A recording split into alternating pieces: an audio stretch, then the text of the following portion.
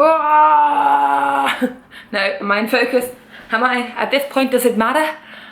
Hello! Hi everyone and welcome back to my InCharge series. This is episode 4.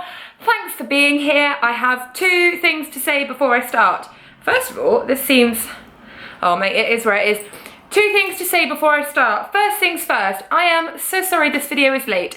If anyone follows me on Instagram or Twitter, they will have seen a photo of me yesterday that looked like I had been beaten up. I have an allergy to dairy and I accidentally ate some. And for lack of a better expression, it fucked me up.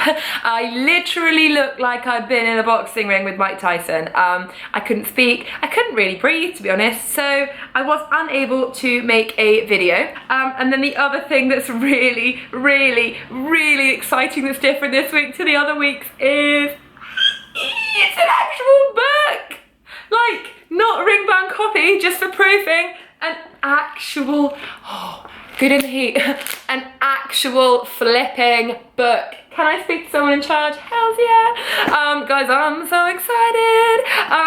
I got it a couple of days ago. I got it on Tuesday night. I got absolutely shit-faced when celebrating. It was amazing. I genuinely cannot believe it's a book now. It's, on recording this, 20 days to publication, 13th of July, available to pre-order on Amazon, link below, will be available in bookshops on the 20th, no, I lied, on the 13th. I'm so excited! Just a little book tour, because, you know, everyone loves a book tour. Do people do book tours? Don't know, about to coin it. Front cover, hey me, back, which has my Pretty Normal Me sort of quote on it, which is, just imagine if we, the normal girls, stood united as an enormous, hysterical and proud army, we would be unstoppable. And then in here, sorry, this has been signed by my team at Simon & Schuster, so that's what, I haven't been signing my own books, it's a bit trash. So there's a little bio here, and then at the back, kind of a bit more about me. And yeah, there's flaps, because every book needs flaps, am I right? Flaps is just a fun word to say apart from anything, so I'm quite excited that there are flaps. Oh, good grief, I can't wait. And the spine's white, which I think is actually, like, cute. I really like it. I like this, like, white and pink thing. So that's what's different. It's a real thing. I haven't been punking y'all. It's here now and I'm so excited. If you have ordered your copy and you can't wait for it to arrive and you'll be as excited as me, although kind of impossible because I am freaking out. This week I'm talking all about makeup. Now, anyone who follows my podcast or the blog will probably be a bit bored of me talking about makeup because, oh, sorry, kick the cup down, it's so hot. Because I have been talking a lot about makeup recently. Now, the chapter in the book was super duper interesting for me to write. It looks at different elements of makeup and my relationship with it and women's relationship with it and society's relationship with it. It's quite a big, meaty little one. That's a juxtaposition. It's not... Anyway, it's a big chapter. I loved writing it, and the reason that I have been talking a lot about it on the blog is because my relationship with it has been called into question a few times recently, which has kind of pissed me off, but then kind of made me really happy that I wrote about it in the book. So all of my views will be accessible to one and all. So let me tell you a little bit about my makeup chapter, my makeup bag, my relationship with makeup. What was that? So, makeup. Well, I'll start by saying I obviously wear it. You can see it on my face right now. I'm no beauty blogger, don't get me wrong, love to be, but money, time, artistic license, I slightly lack it. I don't really know a lot about transition shades or about dewy things or about contouring, and I get the wrong brushes all the time, and if I try and go for something too bold I end up looking like a clown. So I'm not great, but I am getting so much better. And I grew up in the worst time for makeup ever. Like, I think my first probably like tiptoe into the world of makeup was probably like 2006, which was the era, I'm sure many of you will remember, of blue everything. Blue eyeshadow, blue eyeliner. What? To go with your blue mascara? Yes, you heard that right. Blue everything. We wore lip liner, like a dark lip liner, because Rachel Stevens did, and that was damn cool. I wore blusher because, you know, no one told me not to, but not in the kind of adorable way that I'm wearing it now. Like full on blusher, doink, doink, on my face. Not a good look. I wore that foundation, like I always had really, really dry skin, and then I'd always buy, because I thought the pot was kind of cool and it was cheap, that Rimmel, I think they still make it. It was like a sort of like mousse, and it came like this, and it was always like three shades too dark for my face, and I'd cake it on and it would just sit on my spots, and it was so bad, and I was basically a disaster. And then I went through a stage of just doing black eyeliner, and it made my eyes look like I had conjunctivitis because they always looked so small. I had a funny time with makeup. That is talked about in here. So I had that, and then recently I've started to really, really get into makeup more. Like, I think maybe because of blogging and because I've grown up and because I've actually started falling in love with myself. Not in an egotistical way, more in like a body positive way. I've really got into sort of like creating something that I'm proud of, and looking in the mirror and being happy with it, and spending a bit of time on my appearance, not because I feel that I need to, but because I just feel like a better person. Not like I'm gonna be a better person, but like I just feel much more confident when I do it, if that makes sense. Personally, I'm very happy to go to the co-op without any makeup on. I'm very happy to go to the park without any makeup on. I'll go to the gym without any makeup on. I'll see my friends without any makeup on. Like, I can go whole weekends. I actually lost my makeup bag for 2 weeks. I only just got it back. So I've kind of been doing no makeup bag for 2 weeks. And it wasn't like, it was a pain in the ass, but it wasn't the end of the world. Like, I don't feel like I need makeup to get myself through every day. However, if you said to me now the rest of the world could carry on wearing it, apart from me, that would be catastrophic. That would really, really, really stress me out. So my relationship with it is personal. Some days when I'm feeling amazing and I wake up and I think I look good and my skin is clear and I'm just too busy to give a shit, or too anything to give a shit, then I will very, very, very happily not wear it. And I'm very lucky that that is the case for me.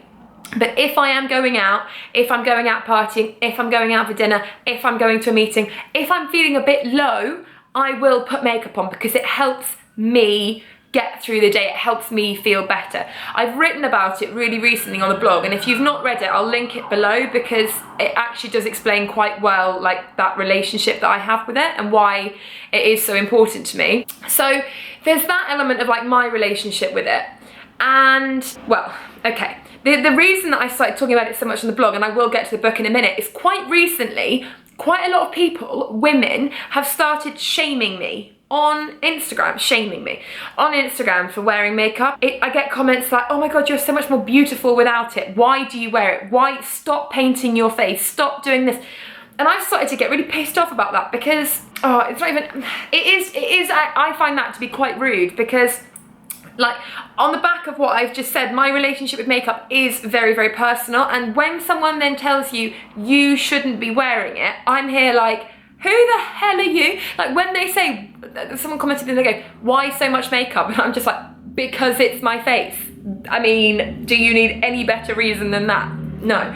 So that kind of brings me on to something I talk a lot about in here, which is the kind of association with makeup and other things. I think, you know, a lot of us wear it. I mean, I think most of us wear it. All of us own some. You know, very, very, very, very few people don't own makeup, and they are the ones that will tell you. So I think you can probably assume that most people do have makeup.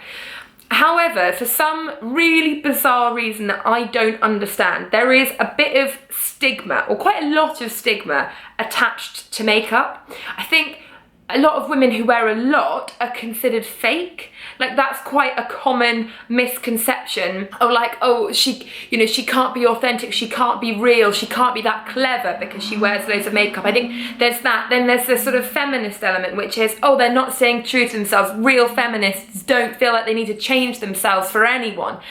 Which actually drives me mad, because a real feminist is whatever the hell a real feminist wants to be. A real feminist is anyone that believes in equality of the sexes, regardless of what or what they do not have on their faces. But that is another sort of like misconception with makeup, I think. And then there's the assumption, of course, that if you don't wear it, something must be wrong with you. Are you ill? Are you taking a big stand? Has she lost the plot, let herself go? Is she depressed? You know, why has she stopped wearing it? There's a lot of questions that are asked either when someone chooses to or chooses not to wear makeup, which makes so little sense to me.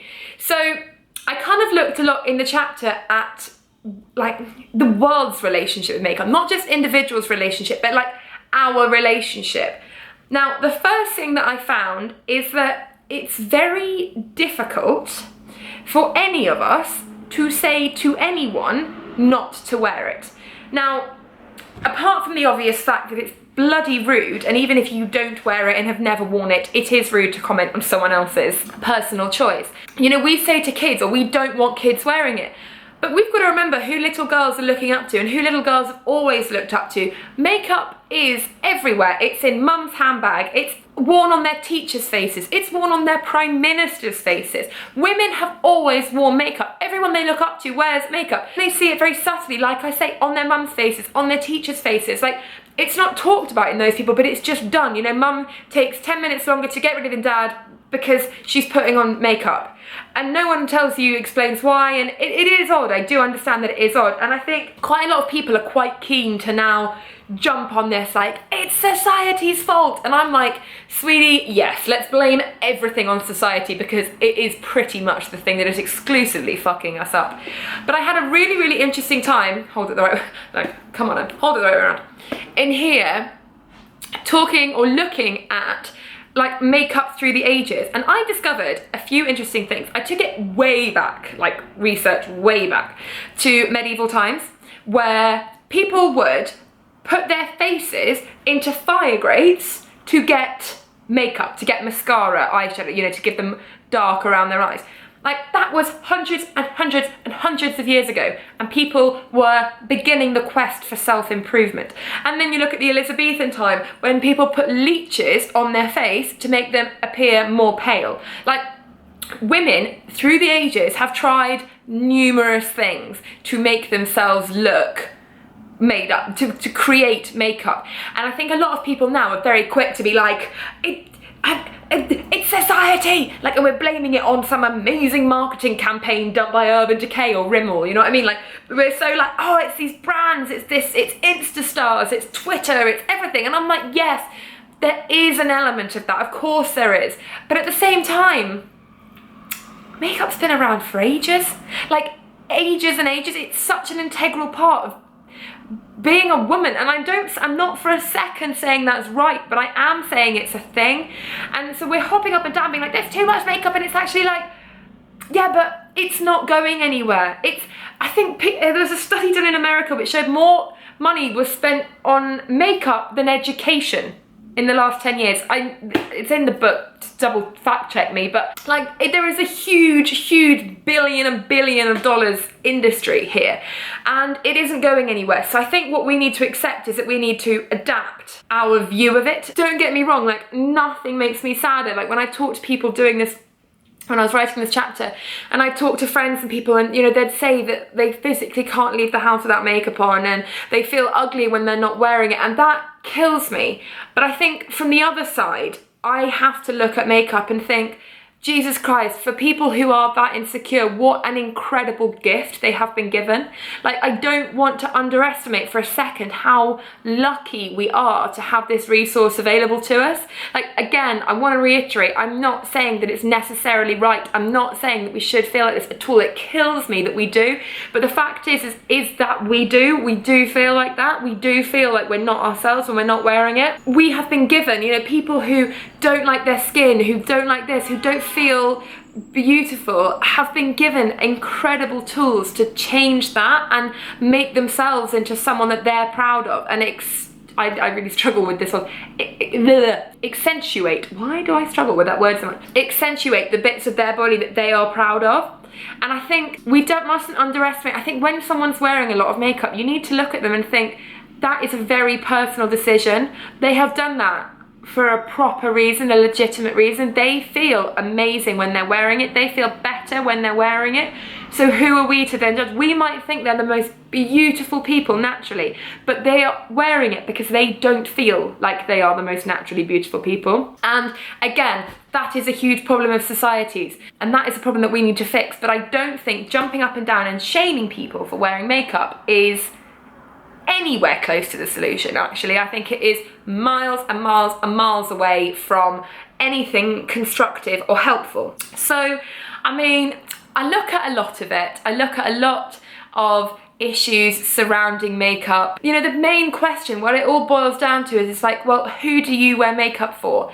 And I think a lot of people just go immediately, I wear it for me, and that's it, because they're scared of saying the wrong thing. You know, you don't want to admit to wearing it for a man, you don't want to admit to wearing it for a certain friend, you don't want to admit to loads and loads of stuff, so you say, I'm wearing it for me because it seems like the right thing to say. But I think, don't underestimate the truth in that answer, because when I say I wear makeup for me, I mean it 100%. I feel better when I'm wearing it. And because I feel better and because I feel more confident, I am more able to be myself. I'm more able to speak loudly. I'm more able to put myself forward for things. I'm more able to have confidence in my ability. I am more able to have fun. Once I lose my sort of self-conscious cloud, which does follow me a little bit when I'm not wearing it, I'm able to be a sort of version of myself that I'm very proud of.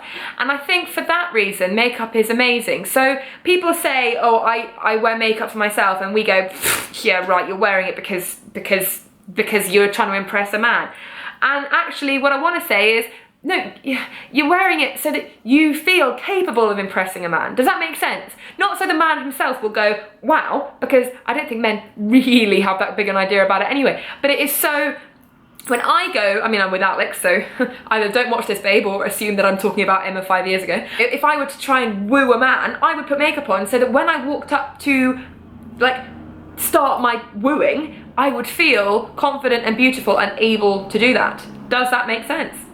So I look at the psychology of makeup, I look at the history of makeup. I had a really interesting time. I talked to people, I interviewed people, I had little chats and took quotes from them, and kind of looked at like society's relationship with makeup circa 2017. But I think for most of us, for you and me and every other normal girl out there, we're very lucky. We're very lucky to have it. We're very lucky it's so accessible. We're very lucky it's around the corner. We're very lucky that it helps us, that we are able to paint on a brave face, that we are able to feel like we can take over the world when we wear it.